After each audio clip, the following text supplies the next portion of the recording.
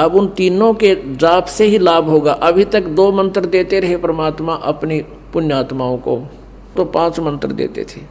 जो विशेष आत्माएं थी, जो विशेष खास भक्ति में लीन हो जाते थे, उनको दूसरा मंत्र दे देते थे। कुछ एक को ऐसा है जिनको उन्होंने तीनों मंत्र भी दिए हैं, लेकिन उनको कसम दिला दी थी, सौगंध खिला दी थी कि ये सार नाम कहीं जिक्र नहीं करोगे। इन 2 मंत्रों का जाप कबीर जी की वाणी या परमात्मा प्राप्त उन संतों की वाणी में स्पष्ट लिखा हुआ है, लेकिन सार नाम को गुप्त रखा हुआ है। तो कहने का भाव यह है कि क्या बताते हैं कि हमारा जो पंथ है, वे ऑफ वर्शिप है, वो ब्रह्म की भी नहीं, इसकी नहीं, ईश्वर की नहीं, हम परमेश्वर उस परम अक्षर ब्रह्म के पाने का मार्ग बताने आया हूं, वो मेरा पंथ है। जात हमारी जगत गुरु, यानी पूरे विश्व को ज्ञान मैं ही दे सकता हूं, मैं ही देता हूं, और सब अज्ञान प्रदान कर रहे हैं।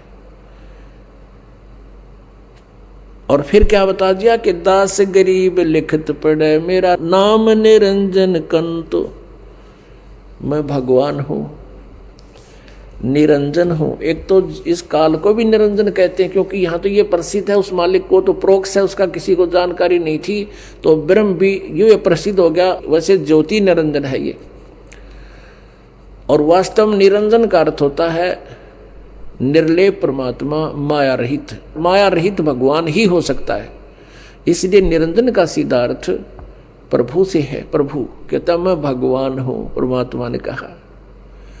अब या रामानंद जी का गला नहीं उतरा, या बात तक यू बालक करने का मैं भगवान हूं, उसने जान लिया सचमुच सिर फिरा है। रे बालक सुन दुर्बुद्धि, घटमट तन आकारे, दास गरीब दर्द लगा हो, बोले सिरजनहारे। गरीबदास जी, जैसे तुलसीदास जी ने रामायण का पुनः चित्रण किया, सारा दोबारा लिखवाया, बोला, ऐसे ही गरीबदास साहिब जी ने परमात्मा से प्राप्त ज्ञान योग के आधार से, दिव्य दृष्टि के आधार से पिछली पूरी घटनाएं ऐसे ऐसे बिल्कुल चलचित्र की तरह देख और आवाज सुनकर लिखा। अब जैसे श्रीमद् भगवत गीता बोली गई थी युद्ध के समय, युद्ध प्रारंभ होने से पहले महाभारत का, और लिपिबद्ध कई उसे 20 वर्ष के बाद वेद व्यास जी ने एज इट इज, क्योंकि काल भगवान ने उसमें प्रवेश करके वो लिख दी। हम दूसरा इसको ये भी कह सकते हैं कि उसको दिव्य दृष्टि दे दी इतनी कि ये उस घटना को एज इट इज चलचित्र करके पूरी एज इट इज लिख सकता है। हमारे प्रत्येक प्राणी के अंतःकरण में, हमारे समझ लो एक प्रत्येक के अंदर एक ऐसी चिप डाल रखी है परमात्मा ने, परमानेंट डाल रखी है, और उसका इतनी कैपेसिटी है असंख्य युगों की, जो भी घटनाएं पशु पक्षी मनुष्य जीवन में जहाँ भी राजा महाराजा देव रहे हम, वो सभी हमारे अंतःकरण में। और उस अंतःकरण में एक ऐसा सिस्टम भी लगा रखा परमात्मा ने कि हम कभी भी किसी समय घटना घटी हुई किसी भी प्राणी के विषय में, उसकी जानकारी हम उसी से ले सकते हैं, और उसकी क्या वार्ता हुई, कहाँ का उसने क्या क्या कर्म किए, कैसी उसने घटना की, वो सब चलचित्र की तरह सामने आ जाती है। ऐसे गरीबदास साहिब जी चलचित्र की तरह जो पिछली घटनाएं घटी थी वो एज इट इज वर्णन कर रहे हैं कबीर परमात्मा जी की रजा से। तो रामानंद जी क्या कहते हैं, रे बालक सुन दुर्बुद्धि, तेरा घटमट तन आकार। अब हमारी बुद्धि इस काल ने इतनी घुमा रखी है, विष्णु जी के उपासक स्वामी रामानंद जी, और फिर भी भगवान को निराकार कहें, और कहते हैं इस बात से दुखी हो गए कि तू अपने आप को भगवान बताता है, तू तो साकार दिखाई देता है, भगवान तो निराकार है। हमारी बुद्धि काल का बिकी हुई थी। तो ये खुद कहता है गीता जी अध्याय नंबर 7 में कि बलवानों का बल और बुद्धिमानों की बुद्धि मेरे हाथ में है, जब चाहे ऑन कर दूं, जब चाहे ऑफ कर दूं। अब जैसे श्री कृष्ण जी की मृत्यु होगी, उनके पैर में तीर मार दिया था विषाक्त एक पारधी ने, शिकारी ने, जो सुग्रीव का भाई बाली था त्रेता में, वो अपना टिट फॉर टेट आधार से विधान से उसने उनको मार दिया। उसके बाद फिर कृष्ण कि जितने भी वहां यादव की पत्नियां थी, यादव आपस में लड़का मर गए थे, सारे खत्म हो गए थे दुर्वासा के श्राप से। और अर्जुन उन सभी औरतों को कृष्ण जी के आदेश अनुसार सभी औरतों को दिल्ली ला रहा था। रास्ते में भीलों ने अर्जुन को पीटा, सब औरतों के गहने छीन लिए, कुछ गोपियों को भी लेकर साथ चले गए। अर्जुन के पास वही गांडीव धनुष था जिसके द्वारा उसने महाभारत में तूफान मचा रखा था, और उसके हाथ काम नहीं कर रहे थे, तो वो तीर उठा नहीं उस पर वो बाण। अर्जुन बाद में रो रहा है कि मेरे साथ छल किया कृष्ण ने, युद्ध में तो मुझे पावर दे दी, मैंने लाखों लोग मार दिए, पाप इकट्ठे कर लिए। आज वही अर्जुन और वही ये धनुष आज मेरे से चल नहीं रहा, कांप रहा खड़ा खड़ा। तो ये श्री कृष्ण छल कपट नहीं करते थे, ये काल करवा रहा है। और परमात्मा कहते हैं ये श्री कृष्ण छल नहीं करता, ये काल कर रहा है। ये खुद कह रहा है कि बलवानों का बल और बुद्धिमानों की बुद्धि मेरे हाथ में है। अब सबकी बुद्धि बंद कर रखी काल ने, सब निराकार बतावे, और कोई विष्णु जी ने पूजा, कोई शंकर जी ने पूजा, फिर भी भगवान निराकार।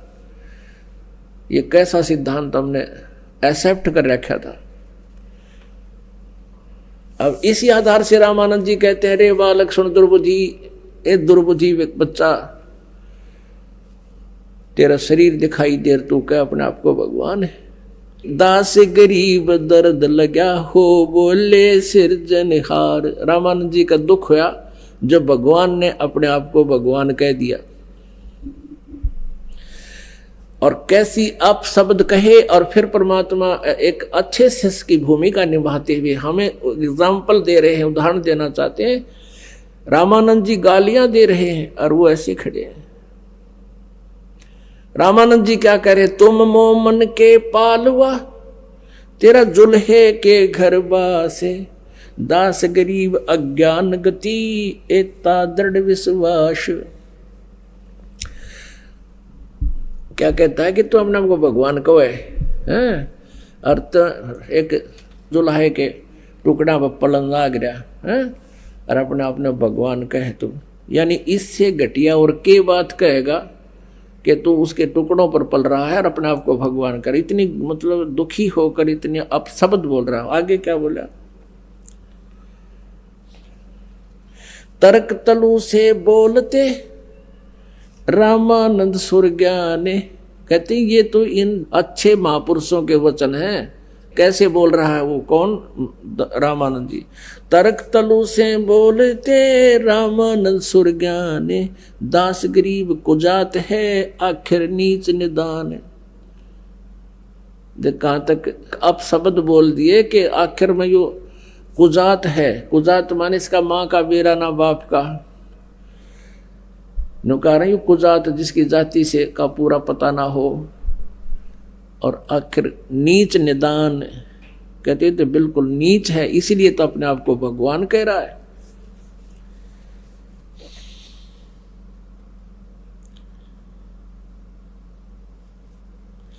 अब परमात्मा क्या बोलते हैं, मैं के बदन खुलास कर सुन स्वामी परवीन, दास गरीब मनी मेरे मैं आजिज आधीन। वो तो गाली दे रहे हैं और परमात्मा विनम्रता से और खुश होकर कह रहे हैं, मैं अवगत गत से परे और चार वेद से दूरे, दास गरीब दसों दिशा में सकल सिंध भरपूरे। वो परमात्मा कहते हैं कबीर जी कि मैं वो अवगत हूं जिसको तेरे चारों वेद भी नहीं जानते। वेद भी आखिर में ये कह देते हैं नेति नेति नेति न इति न इति, के हम जो बता रहे हैं परमात्मा की महिमा या कंप्लीट फाइनल नहीं है। इसलिए यजुर्वेद अध्याय नंबर 40 के श्लोक नंबर 10 से 13 में स्पष्ट किया है कि कोई तो परमात्मा को साकार बताता है जन्म लेने वाला, कोई निराकार बताता है वो जन्म नहीं लेता।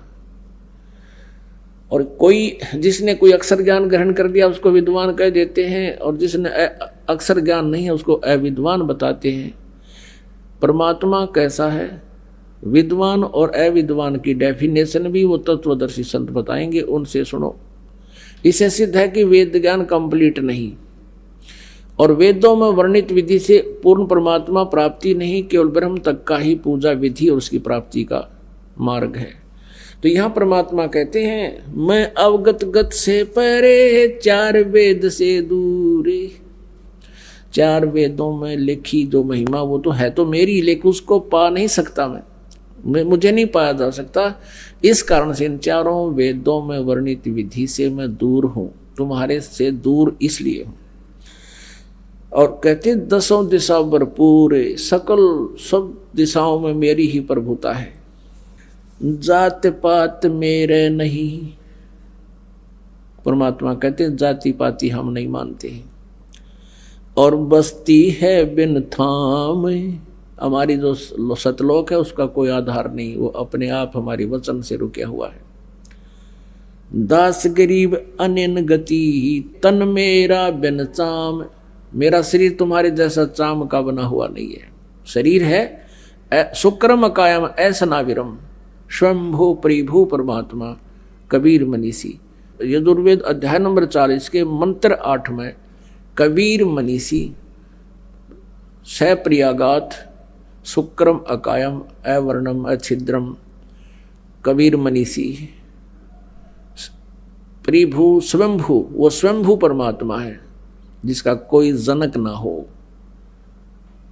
तो यहां वही कह रहे हैं कि जात पात मेरे नहीं, बस्ती है बिन थाम, दास गरीब अनन गति, तन मेरा बिन चाम। ए स्वामी सृष्टा में ये सृष्टि मेरे तीरे, परमात्मा कहते हैं ए स्वामी जी, गुरु शिष्य की भूमिका को भी मेंटेन कायम रखने के लिए कि गुरु के प्रति शिष्य की कैसी भाषा हो, कैसा विनम्रता हो और सच्चाई भी बता रहे हैं। ए स्वामी सृष्टा में, सृष्टा मीन सृजनहार, सबका सारी सृष्टि के बनाने वाला मैं ही हूं। और सृष्टि मेरे तीरे, ये सब ब्रह्मांड मेरे ही आधार हैं, मेरे वचन से चल रहे हैं, रुके हुए बने हुए। ए स्वामी सृष्टा में सृष्टि हमरा तीरे, दास गरीब अधर वसु हूँ, अवगत सत्य कबीर। मैं ऊपर रहता हूं, अधर ऊपर। ओए होए। और यही हमारे चारों वेद बताते हैं। ऋग्वेद मंडल नंबर 9 सूक्त नंबर 86 मंत्र नंबर 26-27 में स्पष्ट किया है कि कबीर परमात्मा वो सतलोक से गति करके अपने तीसरे मुक्ति धाम में रहता है, सतलोक में, और वहां से चलकर गति करके आता, अपनी अच्छी आत्मा को मिलता है और वो हमारे सब संकटों का मर्दन करता है और अपने रूप को हल्का करके, अपने रूप को हल्के तेज पुंज का बना करके यहाँ भक्तों को मिलता है करके, और वो ऊपर रहता है। और वो भगवान खुद कह रहे हैं कि ए स्वामी सृष्टा में ये सृष्टि हमरा तीरे, दास गरीब अधर ऊपर बसू, अवगत सत्य कबीरे।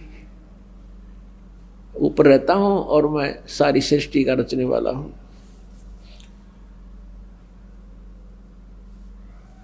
सुन रामानंद राम में मैं बावन नरसिंह, दास गरीब सर्व कला में मैं ही व्यापक सर्वंग।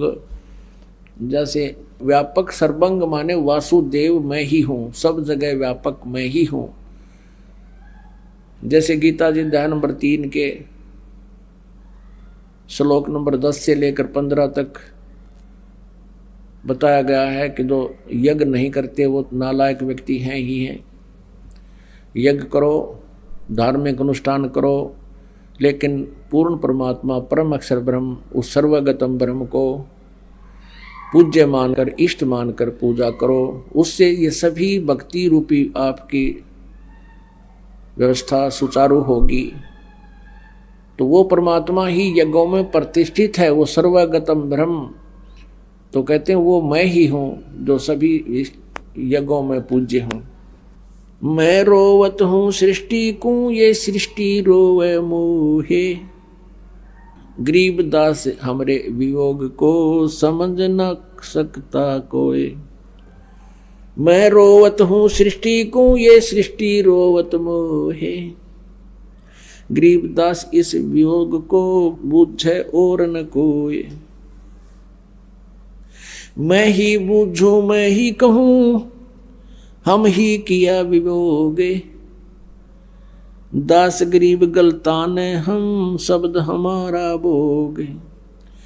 चारों युगन में हम फिरे, मैं आऊं मैं जाऊं।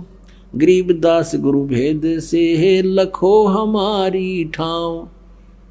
कहते हैं कि सतगुरु से पूर्ण संत से मेरा स्थान को समझो जहां मैं रहता हूं।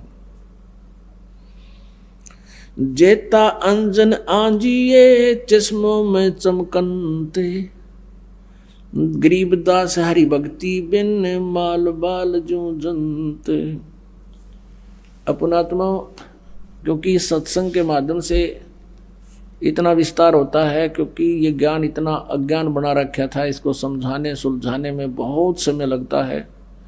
2 घंटे ऐसे जाते हैं जैसे 2 मिनट हुई हो, और प्रकरण ज्यों का त्यों ही रह जाता है।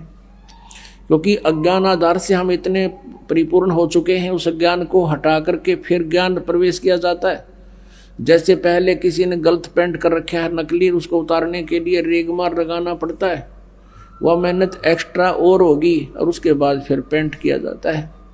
अगर उस पहले वाले पेंट को अच्छी तरह नहीं उतारा जाए तो फिर ओरिजिनल पेंट उस पर रुका नहीं। इसलिए ये उदाहरण, ये ज्ञान बार बार रह रहकर बताया जाता है, तब ये हमारा परमात्मा ज्ञान आपके ऊपर ठहरेगा।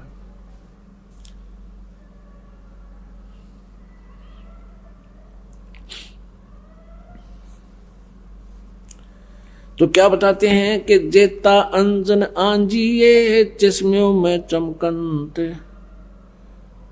आप पुण्यात्माओं, सत्संग के दौरान आपका एकाग्रचित होना चाहिए कि के शब्द इस दास के मुख से निकले हैं।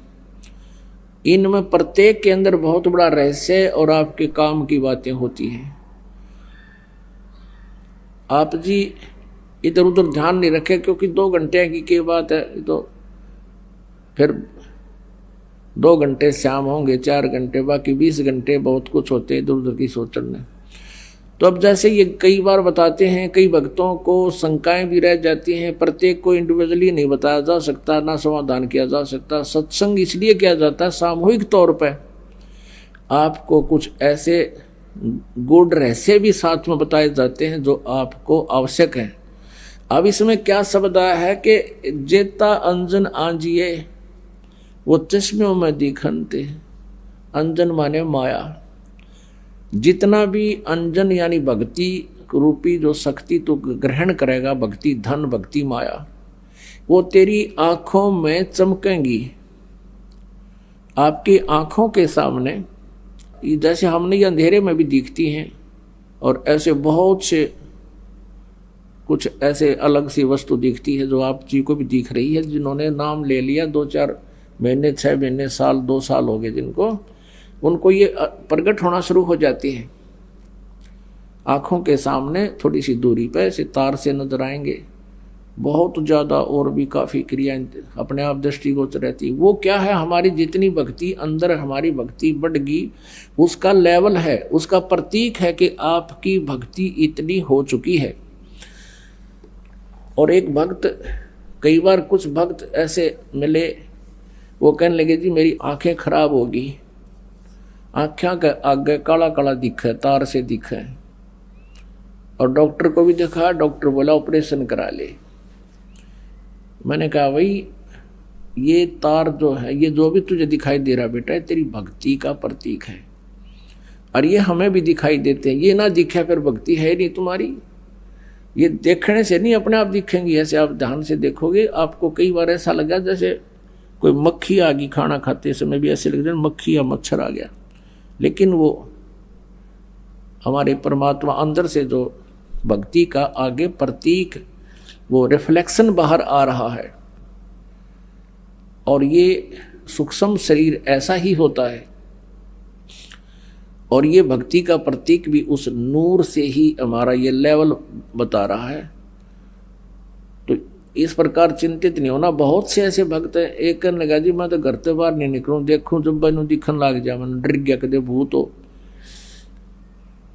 पुण्यात्माओं, पहले इस दास को बचपन से ही ये थोड़ा सा दिखाई देता था, ये पूर्व जन्म की जो कोई संस्कार डिपॉजिट रह रहा था ना, तो खोजिए पता नहीं कहाँ कहाँ देवता बन कर राजा बन कर, और वो थोड़ा सा दिखाई देता था। ज्यादा से ज्यादा 1 इंच की लंबाई होगी, एक ही था वो, यानी इतनी ही शेष कमाई बची थी इस कलयुग में। वो पूर्व जन्म की डिपॉजिट भक्ति की पुण्य कमाई थी। और ये दास ये सोचा करता मेरी आंखें कुछ कमजोर हैं, इसलिए ये कुछ दृष्टि दोष है। जब उपदेश लिया, नाम लिया, 5-6 महीने के बाद देखा तो ये तो और गणा बढ़ गया। 1 साल के बाद तो विघ्न हो गया और ज्यादा बढ़ गया। मैंने सोचा बड़ी बात दिक्कत आई। तो गुरुजी उसमें वृद्ध बहुत थे, 104-105 वर्ष की आयु हो चुकी थी हमारे पूज्य गुरुदेव जी की। उनसे ज़्यादा समाधान नहीं करा पाया करते, क्योंकि और भी बहुत भगत थे। हमारा नंबर भी देर से आता था, कभी आता कभी नहीं आता था। तो एक दिन दाव लग गया और दास ने यही प्रकरण उनसे कहा कि गुरुदेव ऐसे ऐसे, पहले तो ये छोटा सा था, अब ये बहुत बढ़ गया, लगता आंखें और वीक हो जाएंगी। तब वो हंसे, कहने लगे बेटा ये तो तेरी भक्ति बढ़ गई, और यही तो प्रतीक है। आज तक मेरे को किसी ने नहीं बताया कि मेरे साथ ऐसा है जो आज आपने आकर बताई है। इसे से दया भक्ति ना करते बाकी के। और ऐसा ही था उनके पास, कोई माया मांगना होता, कोई बेटे मांगना आया करता, कोई कार कोई ठीक, और वहाँ भी नाम ले लेते और फिर माता ही घंटी बजाते, विष्णु देवी पर भी जाते, वो सारे है थारा ईब समझ माई होता कर्म बिगाड़ रहे थे। ठीक है ना, उन्हें कुछ दिखा था और क्या दिखना था।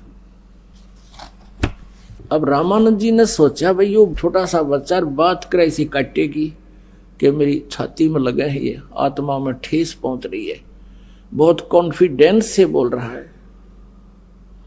परमात्मा कहते हैं गोता लाऊं स्वर्ग में मैं जा बैठूं पाताले। कबीर साहब कहते हैं, गरीबदास जी उसको बता रहे हैं, गरीबदास ढूंढता फिरूं हूं हीरे माणिक लाल।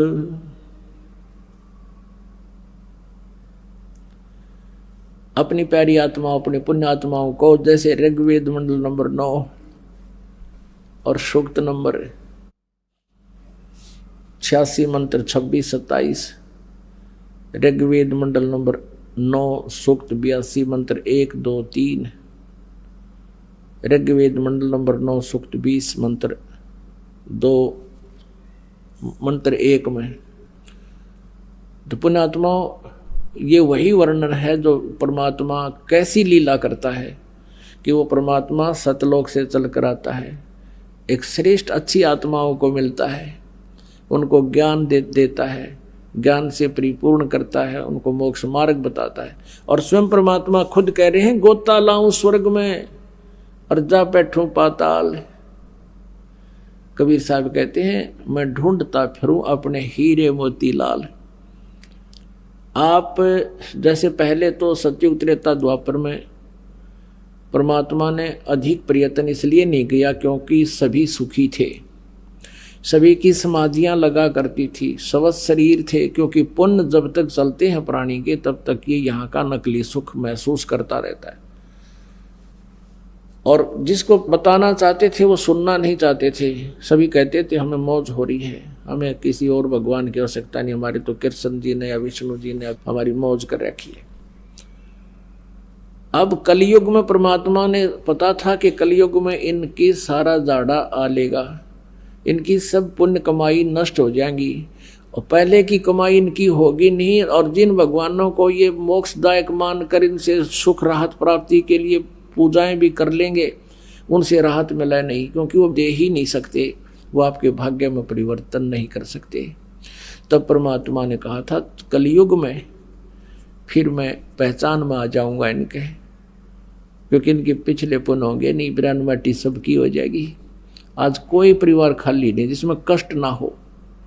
और 1% को शेष बचा हुआ है, उस पर ना जाने कल के बिजली गिर जाए। तो इस परमात्मा की शरण में आने से आपके कष्ट भी दूर होंगे, गारंटीड होंगे। ये सत्कर्म मान लेना पुण्यात्मा हो। दास का कोई उद्देश्य नहीं, कोई खानदानी पेशा नहीं कि हमारा दादे परदादे भी ये काम करा करते, हमने कोई रोजी रोटी ना मिल रही थी। दास सर्विस करता था, जेई की सर्विस थी, 2 टाइम पेट्रोल ठीक मिल रहे थे, लेकिन आदेश हो गया परमेश्वर का, गुरुदेव का, कि तू ये काम सेवा कर, मजदूरी कर मेरी। दास उसका मजदूर बनकर उनकी प्यारी आत्माओं को संदेश भेज रहा है उनके आदेश अनुसार। तो ये सत्कर्म मान लेना। तो इस दास ने इस मालिक को चुना है। निदास तो पहले कृष्ण पुजारी था, विष्णु पुजारी था, हनुमान पुजारी था, शंकर भगवान का पुजारी था, लेकिन हम उनका अनादर नहीं। ये नहीं सोचो कि हम ब्रह्मा विष्णु महेश को बिल्कुल हे समझते हैं, नहीं। जैसे गीता जी अध्याय नंबर 2 के श्लोक नंबर 46 में कहा कि जब बहुत बड़े जलाशय की प्राप्ति के उपरांत छोटे जलाशय में जैसी आस्था रह जाती है अर्जुन, जब तुझे परमात्मा के गुणों से तो परिचित हो जाएगा, फिर अन्य देवताओं में, अन्य ज्ञान में तेरी इतनी श्रद्धा रह जाएगी। जैसे पहले क्या था कि सारी व्यवस्था मनुष्य की जल के ऊपर जो तालाबों पर आधारित थे, सिंचाई भी उसी से करते थे, पशुपालन भी उसी से करते थे, और स्वयं भी जलपान उसी से करते थे, तालाबों से। और कुछ छोटे तालाब जिसके ऊपर आश्रित पूरा गांव 20-30 घर हुआ करते थे, 30-40 मुश्किल से एक तालाब पर आश्रित रहते थे, उसी से पीते थे, उसी से पशुओं को पानी पिलाते थे, उसी से कुछ सिंचाई कर लेते थे। अब एक वर्ष वर्षा ना होती तो वो सूख जाते थे, सब तड़प जाते थे, वो भाग जाते थे इधर उधर कहीं बड़े जलाशय की खोज में।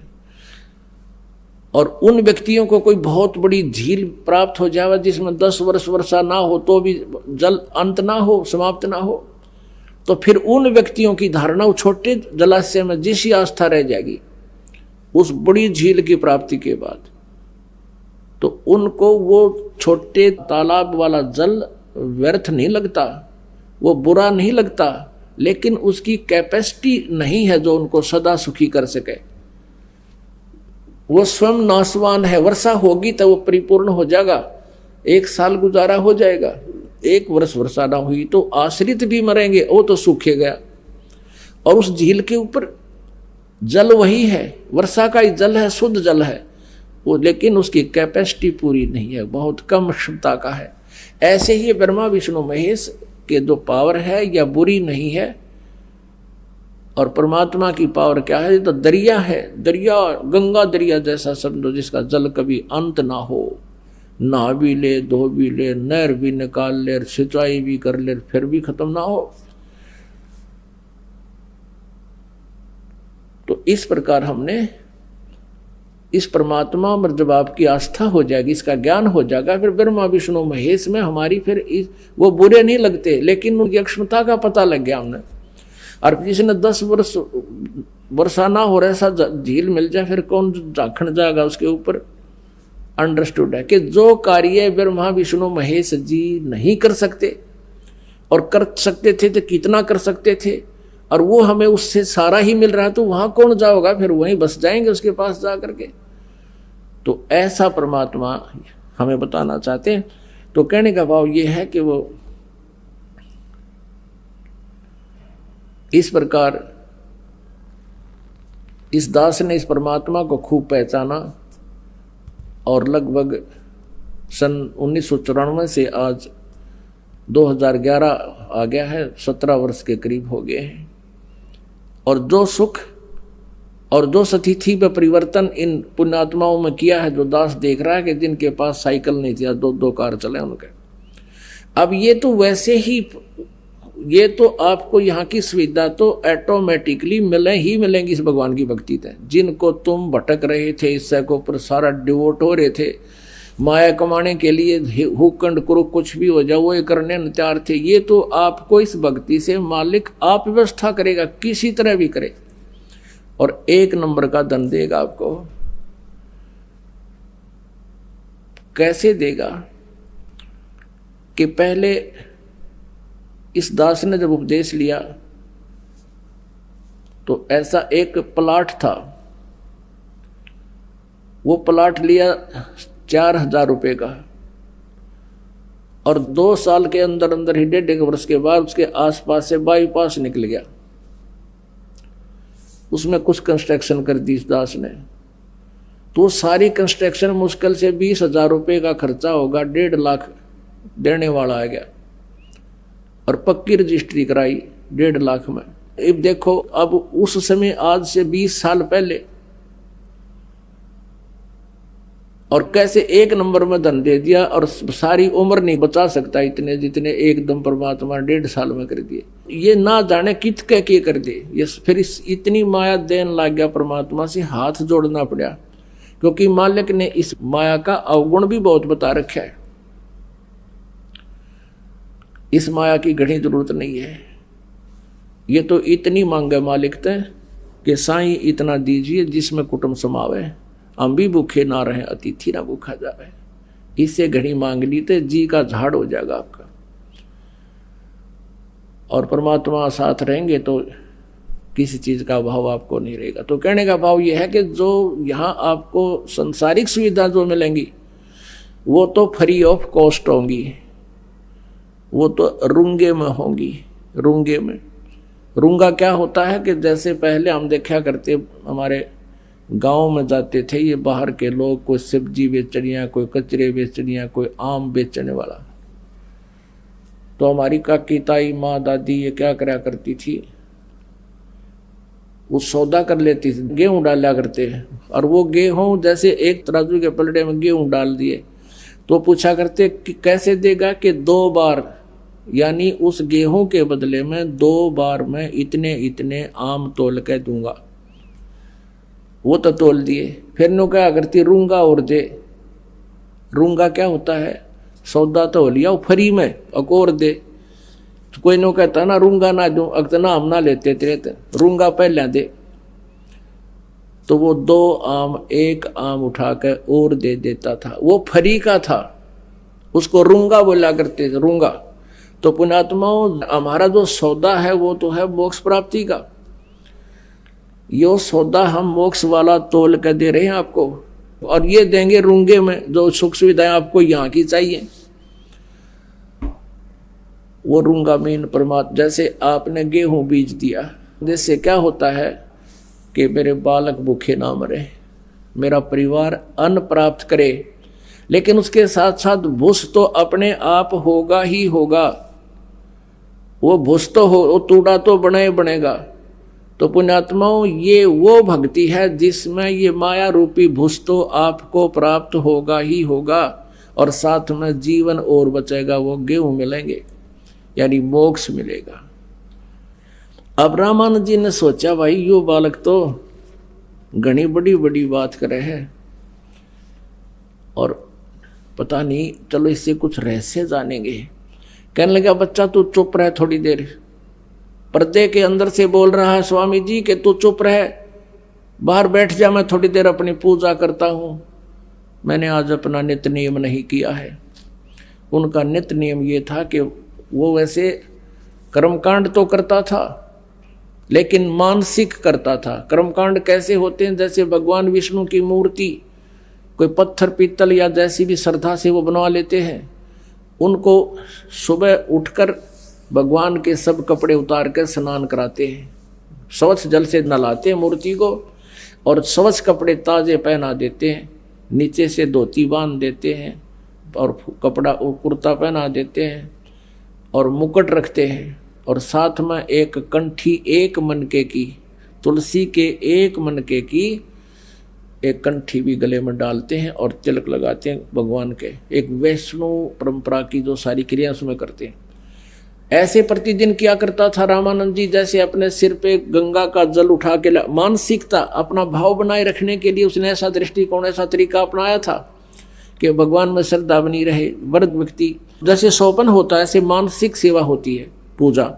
तो जैसे गंगा पर गया हो स्वामी जी, वहाँ से बर्तन भरे, और सिर पे रखा भगवान के नहलाने के लिए, चलता हुआ आ रहा, इमेजिन कर रहा है, कल्पना कर रहा है, लाकर रख दिया। भगवान के कपड़े उतारे, काल्पनिक मूर्ति, और सब कपड़े उतारे, नवाए प्यार से, सब कपड़े स्वच्छ पहना दिए, और तिलक लगा दिया, मुकुट रख दिया। उस दिन वो कंठी डालना भूल गया। वो सौपन में जैसे दिखा कर ना, सारी कंठी रखी दिखे न्यारी। उसका प्रतिदिन का अभ्यास था, प्रैक्टिस थी। अब स्वामी जी ने सोचा भाई आज कंठी ना डाली भगवान के, और मुकुट रखने के बाद उस दिन उतार नहीं सकते। मुकुट उतार दिया तो पूंजा खंडित, अगले दिन ही उतरेगा वो स्नान के समय ही। और कंठी ना डाली तो पूजा अधूरी, वो भी खंडित, कोई लाभ नहीं। रामानंद जी बहुत दुखी हो गए। उन्होंने कोशिश की माला को उठाकर मुकुट के अंदर से डाल के गले में पहुंचाऊं, लेकिन मुकुट में वह फंस गई, आगे नहीं आई। अब रामानंद जी अपने आप को कोस रहा है कि आज मेरा कौन सा पाप उदय हो गया भगवान, पूरे जीवन में आज मुझे भूल लगी है, मुझ पापी का कौन सा पाप उदय हो गया। बहुत दुखी हो रहे थे। अब भगत की भक्ति में जरा सी भी बाधा होती है, उसकी ये दशा हो जाती है, जो भक्ति उसकी सुचारू चल पड़ती है। एक दिन का भी नागा उसको खटकता है। बहुत दुखी हो रहा।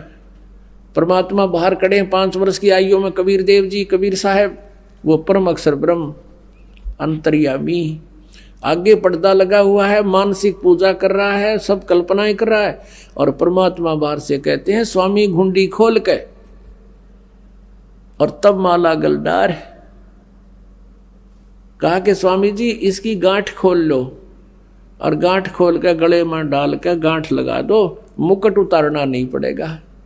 ओए होए होए, एकदम स्वामी जी ने सोचा भी बाहर कोई साकार वस्तु नहीं, पर्दा मन ला रखा, और बाहर खड़ा ये बालक बतावे ये तो भगवान है, परमात्मा है जिसकी मुझे खोज थी।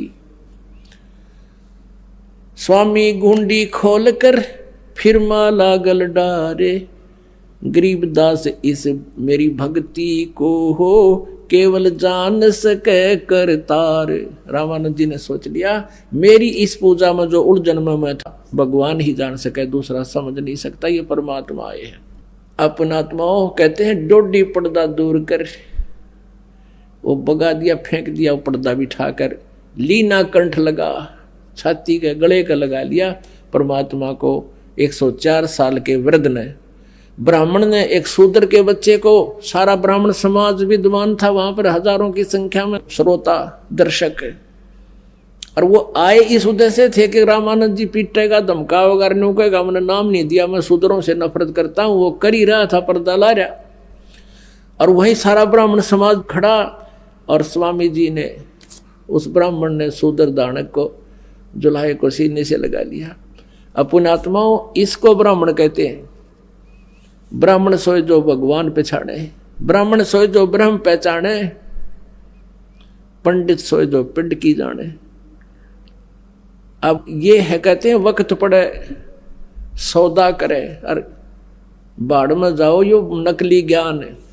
अब जैसे रामानंद जी ने समाज नहीं देखा, भगवान देखा, लोक लाज नहीं देखी, परमात्मा को चाहा, उसी के लिए वो पाप पीट रहा था, सामने भगवान खड़ा, फिर लोक लाज में मरे तो उसके साथ नालायक व्यक्ति नहीं। कहते कुछ नहीं देखा। अब क्या बताते हैं, डोडी पर्दा दूर कर लीना कंठ लगाए, गरीबदास गुजरी बहुत जब बदन बदन मिलाए। जब शरीर के शरीर मिलाया एक दानक के साथ एक ब्राह्मण ने, और 600 साल पहले जो छुआछात चरम सीमा पर थी, कहते हैं उसके बीती तो बहुत बूंदी, मन मन में, मन तो उस्ताद है ना, बकवाद में लगा रहता है। कहते हैं गुजरी तो बहुत बुरी, उससे क्या कहेगा समाज, थूकेगा तने, नफरत करेगा, निंदा का पात्र होगा। मन युकाल मन का एजेंट है, पर आत्मा परमात्मा की है, वो उसकी बातों में आई नहीं, और सीने का लगा लिया, देखी जाए, कहने दे दो कहेगा। जिसके लिए पैर पीट रहा हूं, जिसके लिए सारा जीवन खो दिया, वो सामने खड़ा, और मैं नखरे करूं मेरे जैसा दुष्ट नहीं।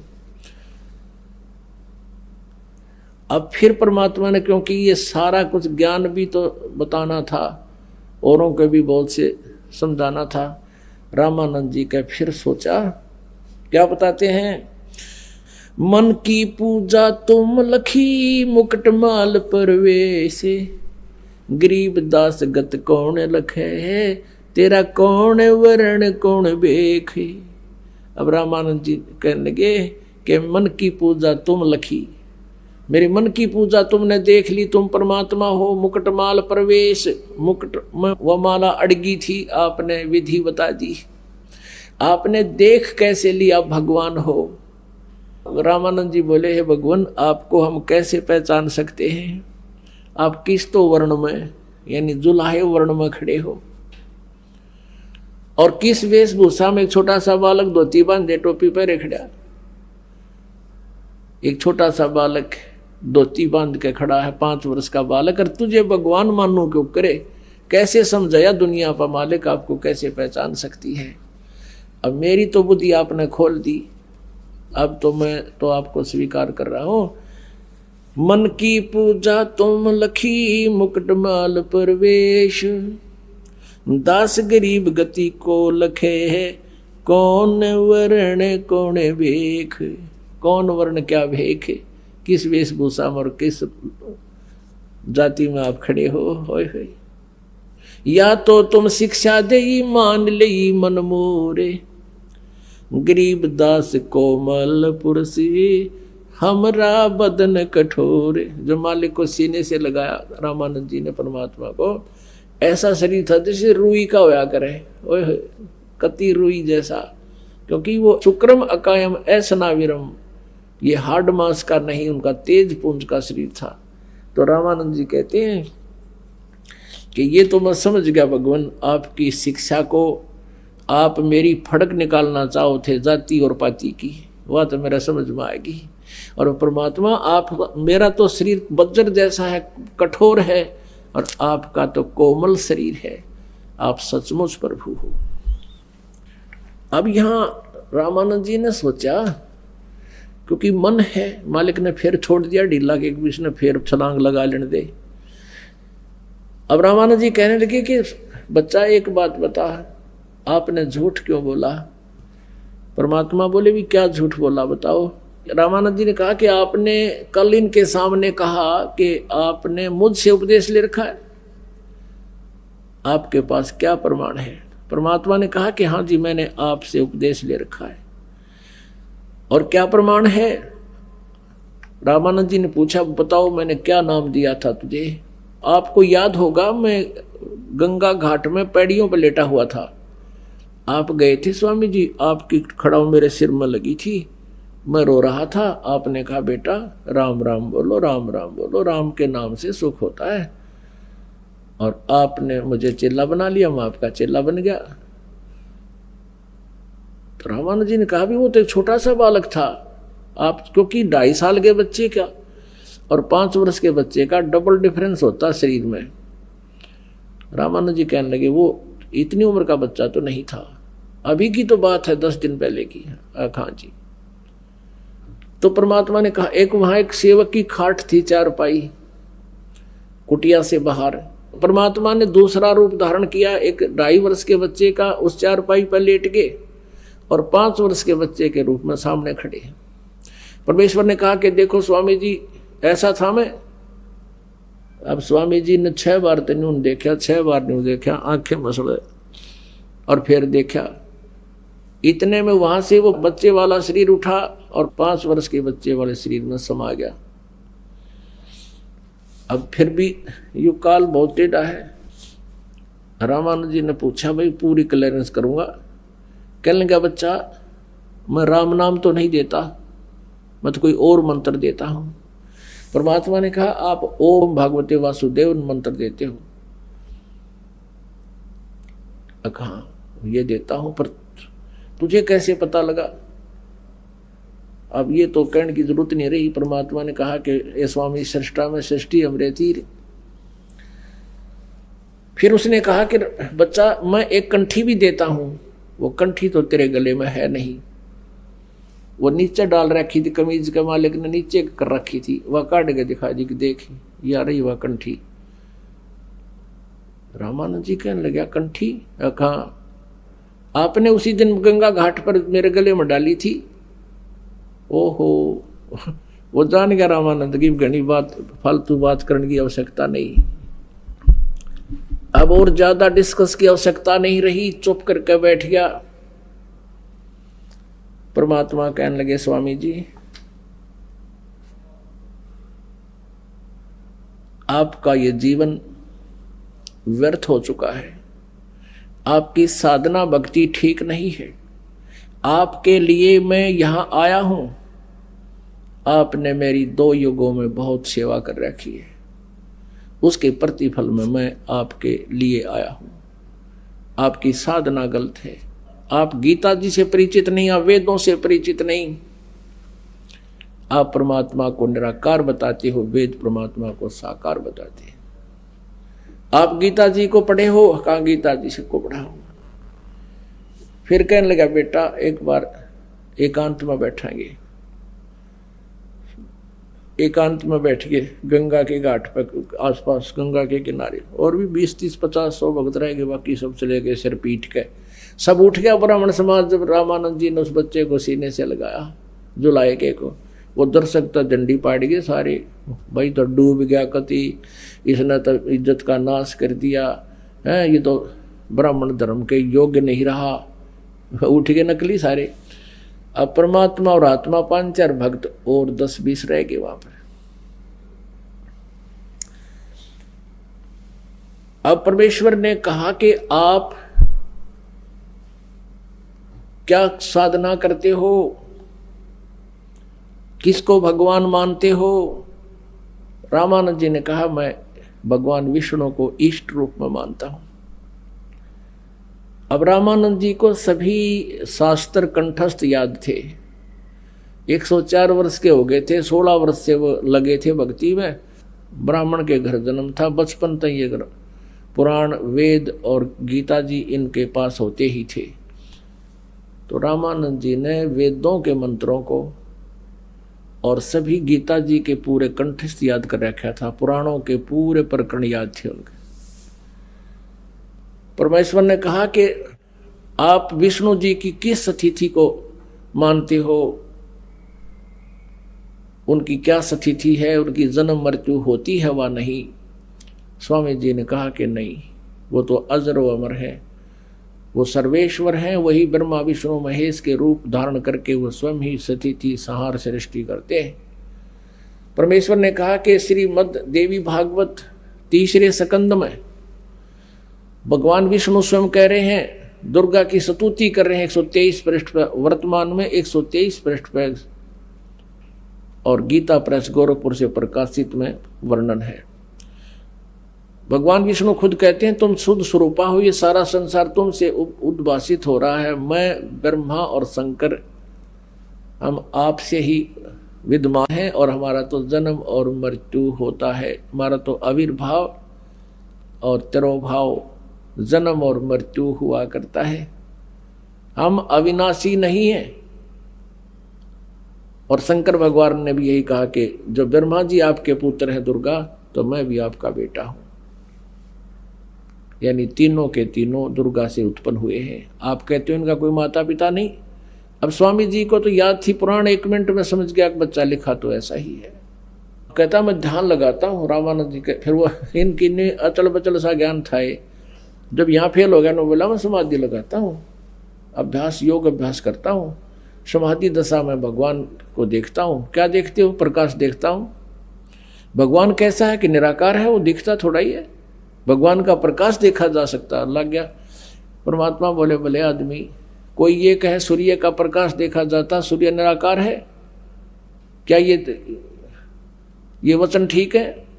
सूर्य बिना प्रकाश किसका देखोगे? चुप हुआ। एक तरफ तो विष्णु जी की मूर्ति बनाए बैठे हो आप, भगवान विष्णु साकार है, वो तो देवता, और फिर भगवान को निराकार मानते हो, तो विष्णु जी क्या है तुम्हारे? इनकी क्या स्थिति है? अब ये पुराना रंग 104 साल का के सज्जे उतरे हैं।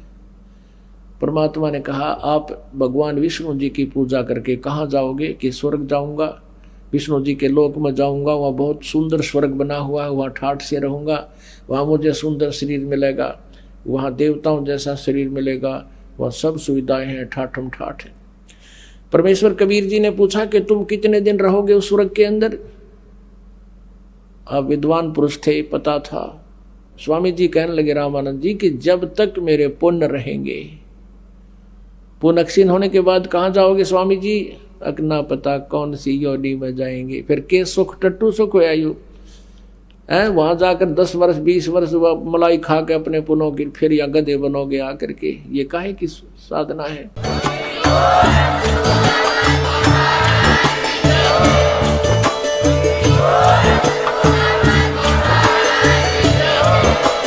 आप सुन रहे थे जगत गुरु तत्वदर्शी संत रामपाल जी महाराज जी के मंगल प्रवचन। अधिक जानकारी के लिए विजिट कीजिए हमारी वेबसाइट www.jagatgururampalji.org।